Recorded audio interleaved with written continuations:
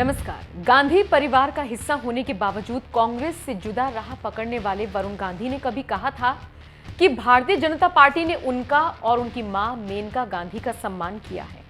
उससे अलग होने की उनके पास कोई वजह नहीं है। वरुण गांधी का यह बयान बता रहा है कि वो बीजेपी के प्रति कितने समर्पित नेता हैं। लेकिन बावजूद इसके वरुण गांधी पिछले कुछ सालों से जिस तरह से बयानबाजी कर रहे हैं, उसने बीजेपी को ही कटघरे में खड़ा करने का काम किया है।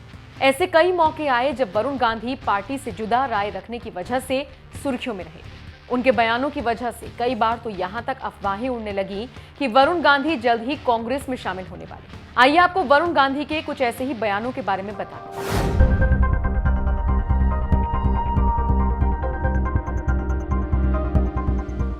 मोदी की रैली को बताया विफल। बीजेपी ने साल 2013 में वरुण गांधी को पश्चिम बंगाल का प्रभारी बनाया था।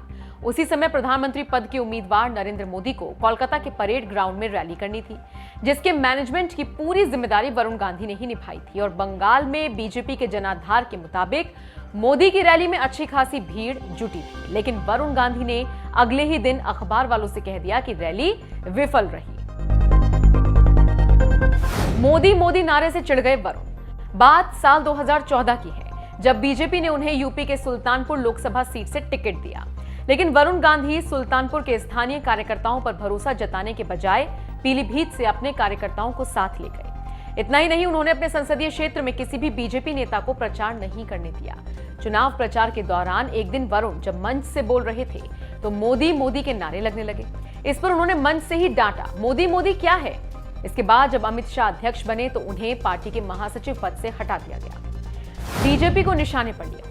वरुण गांधी साल 2015 में एक बार फिर अपने बयानों की वजह से सुर्खियों में छा गए। इस बार उन्होंने बीजेपी नेता होने के बावजूद कानपुर के एक कार्यक्रम में कह दिया कि दूसरे दलों की तुलना में भाजपा में युवाओं को आने का मौका कम मिलता है। उनके इस बयान को मोदी की युवा नीति के खिलाफ माना गया।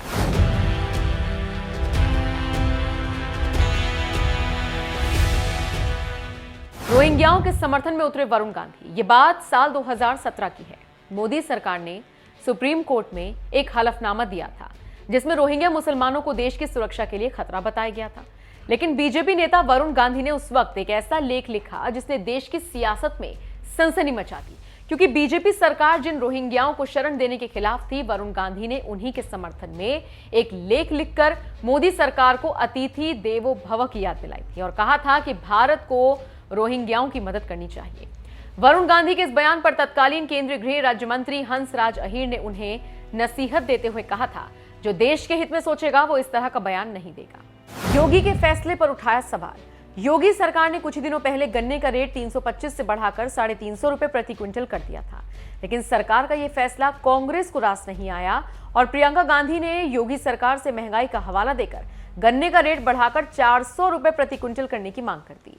हैरानी की बात यह है कि जो मांग प्रियंका गांधी ने की, वही मांग बीजेपी सांसद वरुण गांधी ने भी की थी। उन्होंने बाकायदा एक चिट्ठी लिखकर योगी सरकार से गन्ने का रेट 4 रुपए प्रति क्विंटल बढ़ाने की मांग की। कांग्रेस को रास आए वरुण के बोल। पीलीभीत में 8 लोगों की हत्याओं का मुद्दा बनाने में जुटे विपक्ष को उस वक्त बीजेपी सांसद वरुण गांधी का भी साथ मिल गया, जब वो पीलीभीत कांड पर लगातार ट्वीट कर योगी सरकार पर दबाव बनाने में जुट गए।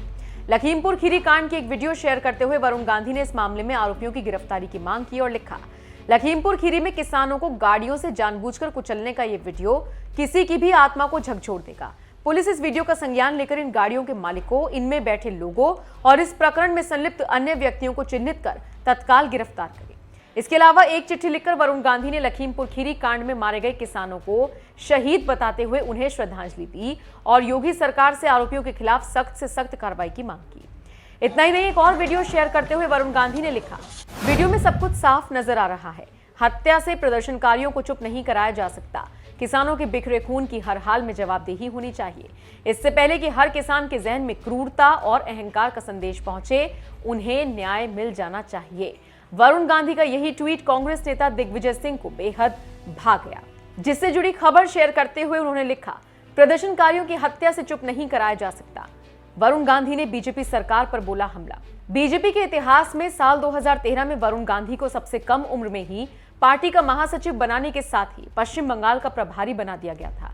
लेकिन साल 2014 के लोकसभा चुनाव के बाद से ही उनसे न सिर्फ एक एक करके सारे पद और जिम्मेदारियां छीनी गई, बल्कि सांसदों के वेतन और रोहिंग्याओं की वापसी जैसे कई मुद्दों पर बाकायदा प्रधानमंत्री कार्यालय की ओर से हिदायत भेजी गई कि वो अपनी बयानबाजी से पार्टी की मुश्किलें ना बढ़ाएं।